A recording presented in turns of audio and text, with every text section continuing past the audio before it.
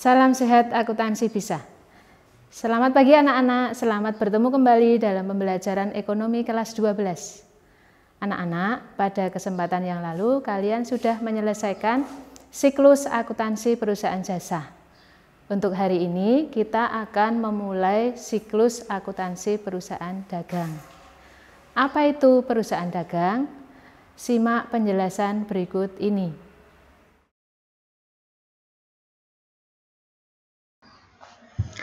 Anak-anak, pada pertemuan yang lalu kalian sudah menyelesaikan akuntansi perusahaan jasa.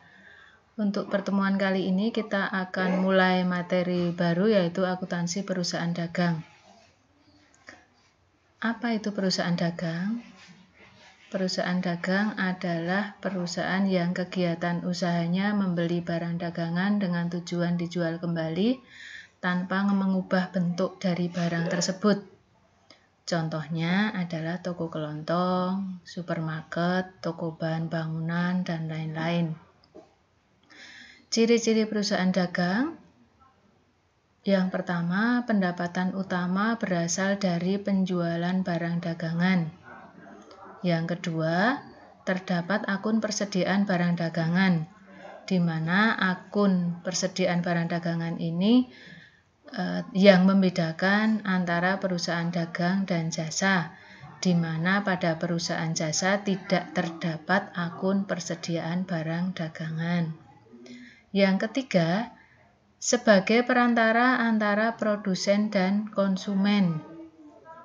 Yang keempat, antara barang yang dibeli dan dijual tidak ada perubahan, artinya perusahaan tersebut tidak mengubah apapun dari barang yang dibeli tersebut, kemudian dijual kembali. Yang terakhir, tujuan utama dari perusahaan dagang adalah mencari laba atau keuntungan. Siklus akuntansi perusahaan dagang. Siklus yang terjadi pada perusahaan dagang ini tahap-tahapnya juga sama seperti pada perusahaan jasa, yaitu terdiri dari 3. Yang pertama tahap pencatatan, yang kedua tahap pengikhtisaran, yang ketiga tahap pelaporan. Yang membedakannya hanya ada di sini, yaitu pada perusahaan dagang terdiri dari jurnal khusus, jurnal umum, rekapitulasi jurnal khusus dan jurnal umum, buku besar pembantu, dan neraca saldo. Sedangkan pada tahap pencatatan di perusahaan jasa hanya jurnal umum. Sedangkan untuk tahap pengikhtisaran dan tahap pelaporannya perusahaan jasa dan dagang sama langkahnya.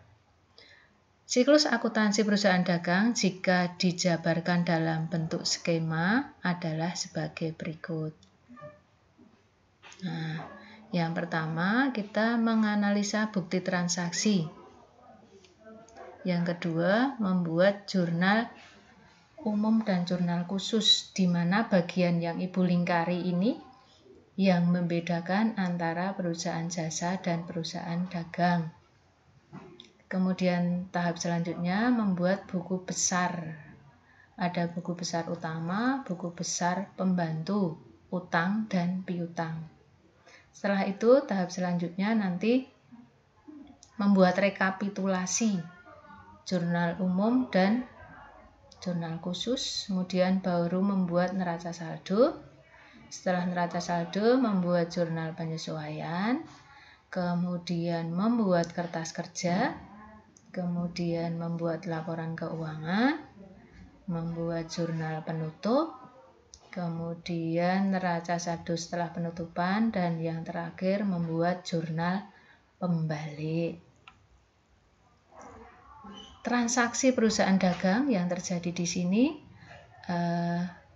sama dengan pada perusahaan jasa, hanya tambahannya ada beberapa macam ini.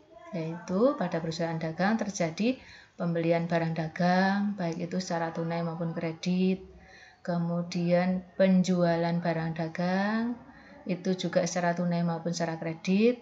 Kemudian ada retur pembelian barang dagang, ada retur penjualan barang dagang, kemudian ada potongan pembelian, ada potongan penjualan, ada biaya angkut pembelian atau beban angkut pembelian, ada biaya angkut penjualan atau beban angkut penjualan.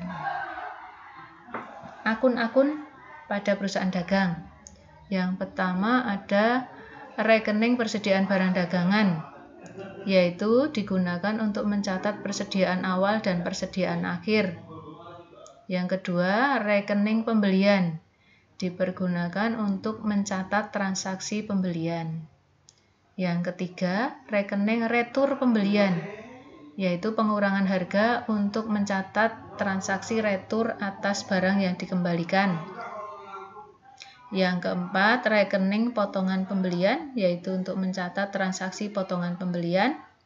Tentu saja potongan pembelian ini terjadi jika perusahaan bisa mengembalikan utang maupun piutang sesuai dengan tenggat waktu atau syarat pembelian maupun syarat penjualannya. Kemudian ada rekening beban angkut pembelian, yaitu untuk mencatat transaksi pembayaran biaya angkut pembelian. Rekening penjualan, yaitu untuk mencatat semua transaksi penjualan barang dagangan. Retur penjualan, yaitu untuk mencatat barang yang diterima kembali. Yang kedelapan, rekening potongan penjualan, yaitu untuk mencatat potongan penjualan. Ini hampir sama dengan yang nomor 4, yaitu ada potongan jika memenuhi syarat penjualan. Kemudian nomor 9, rekening utang dagang, yaitu untuk mencatat utang yang berhubungan dengan pembelian barang dagang secara kredit. Yang ke-10, rekening piutang dagang, yaitu untuk mencatat penjualan barang dagang secara kredit. Kemudian dalam transaksi penjualan maupun pembelian, tentu saja ada syarat-syaratnya. Kalau di sini tertulis 2/10, N/30, artinya jika pembeli melunasi utang atau piutang paling lambat 10 hari setelah tanggal transaksi akan memperoleh potongan 2%. Sedangkan jangka waktu kredit selama 30 hari setelah tanggal transaksi atau jatuh tempo pembayarannya, maksudnya di sini. Kemudian EOM, end of month. Pelunasan dilakukan paling lambat pada akhir bulan yang bersangkutan tanpa potongan. Kemudian COD, cash on delivery. Pelunasan dilakukan pada saat barang dikirim atau barang datang.